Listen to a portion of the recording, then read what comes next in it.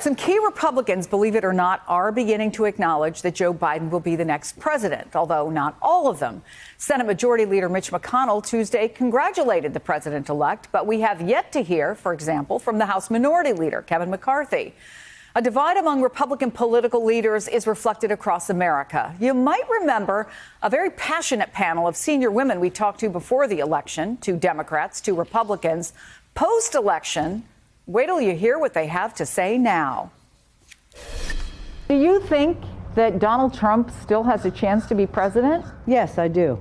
I think that's horrendous. I think what he is doing is destroying democracy. How many people have to say that everything was done in good order and was legal? Until we get the final answer. President-elect Biden will be the next president. He is not the president-elect until this is over, and it is not over yet. What could Joe Biden do for you to win you over? Stay moderate rather than go to the far left. I'd like him to resign because he's incompetent. Well, that's terrible. No? That's terrible. How do you feel about Trump running in 2024? 72 million votes is nothing to sneeze at. But meanwhile, there are certainly a lot of skilled, talented Republicans that are looking to run in 2024.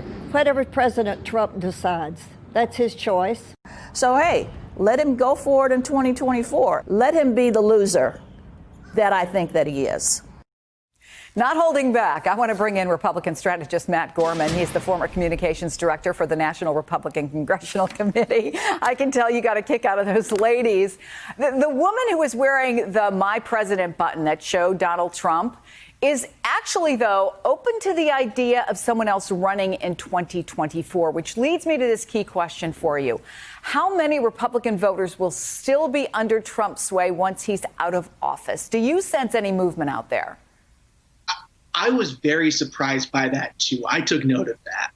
And I was thinking about this a little bit. And I kept thinking of Matthew McConaughey's quote that sometimes you got to move back to look forward. So I was thinking a little bit about what Trump was like pre-presidency from 2011 to 2015. And he was ubiquitous on cable news. If you remember, he tried to moderate a Republican primary debate in 2012.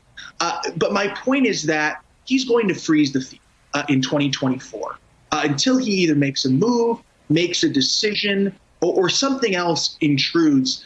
Most likely the other candidates are going to wait and see what he does before committing too hard.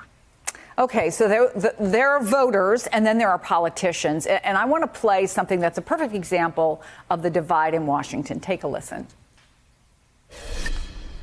So as of this morning, our country has officially a president-elect and a vice president-elect. So today I want to congratulate President-elect Joe Biden. The president is still involved in ongoing litigation related to the election. Yesterday's vote was one step in the constitutional process, but he has taken all statutory requirements necessary to either ensure a smooth transition or a continuation of power. Continuation of power. And then the Trump campaign sent out a fundraising email with the subject line, "Should President Trump run in 2024?" It kind of sums up this catch-22 some Republicans find themselves in right now, right? They won't acknowledge he lost, but then they talk about the next campaign. So where does that leave them? No, you're absolutely right. And there's another catch-22 too. I've talked with some Republicans, right? Because down ballot, it was a pretty good night for Republicans. We overperformed in the House. We most likely kept the Senate, pending Georgia. And so it's hard to reconcile. There was fraud at the top of the ticket, but was there fraud at the bottom of the ballot? It's hard to reconcile that if Republicans did so well. But I thought McConnell coming out was a very big step. And I've seen it in incidents here and there where the Trump administration will refer to the next administration. So it is a bit of a little bit of a pickle there, if you will.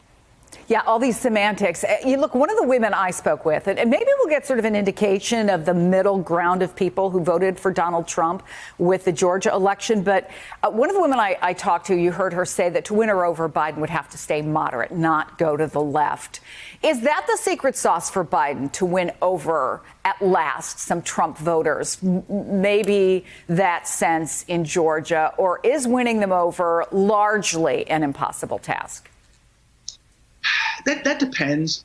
I do think that will be complicated by the fact, and we're seeing it already with the COVID talks. There is almost sort of far left freedom caucus where those numbers led by AOC and others have grown. And for instance, they will refuse to vote for any package that doesn't include stimulus checks. And that might do it this time, but they're going to flex their muscle a little bit and they're going to try and move some legislation to the left. And with Nancy Pelosi having a slimmer majority in the House among Democrats, that could pull Biden in turn to the left a little bit, too. Matt Gorman, always good to talk to you. I love your festive decorations. Thank you so much for being with us. Appreciate it. Happy holidays. Hey there, I'm Chris Hayes from MSNBC. Thanks for watching MSNBC on YouTube. If you want to keep up to date with the videos we're putting out, you can click subscribe just below me or click over on this list to see lots of other great videos.